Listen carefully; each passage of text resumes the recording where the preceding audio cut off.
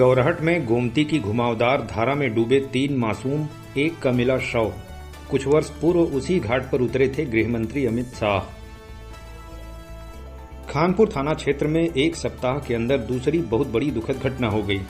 थाना क्षेत्र स्थित गोमती किनारे बसे गौरहट गांव में सोमवार को 3 बच्चे नहाते हुए नदी के घुमावदार मुहाने पर डूब गए। उनमें से एक को कुछ ही समय में ढूंढ निकाला गया, लेकिन उसे बचाया नहीं जा सका। घटना की जानकारी मिलते ही पूरे क्षेत्र में कोहराम मच गया। घटनास्थल पर लोगों की भारी भीड़ जुट गई।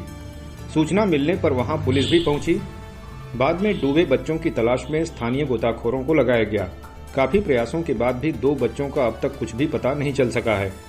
सोमवार की शाम लगभग 7 बजे अंधेरा होने तक गोताखोर बच्चों की तलाश में लगे हुए थे। इस बीच मृत बच्चे का शव देख परिजनों में हाहाकार मच गया। गांव में भी मातम पसर गया है। आपको बता दें कि पूरे इलाके को झकझोर कर रख देने वाली यह घटना उसी स्थान पर हुई है जहां कुछ वर्षों पूर्व देश के गृह मंत्री अमित शाह ने नाव से जाकर सौभाग्य योजना का शुभारंभ किया था और उसी गांव में पात्र के घर में दीप जलाकर योजना पूरे देश में लागू की थी। प्राप्त जानकारी के अनुसार 7 वर्षीय दीपांशु, 7 वर्षीय रितेश और 8 वर्षीय आरके राम उर्फ छोटक आपस में घनिष्ठ मित्र थे।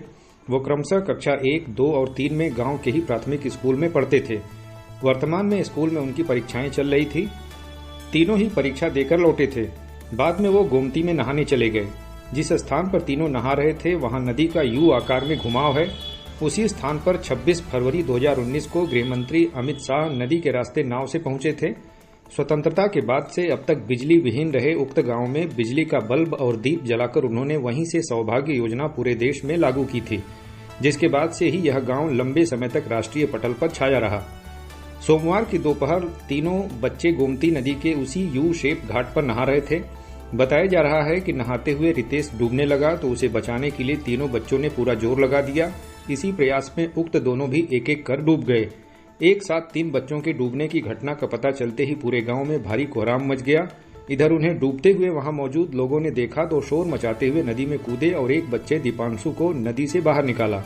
उस समय उसकी सांसें चल रही थी। आनंद फानन में उसे लेकर अस्पताल गए, लेकिन रास्ते में ही उसकी सांसें उखड़ गई। शेष दोनों बच्चों की काफी तलाश की गई, लेकिन वो नहीं मिले।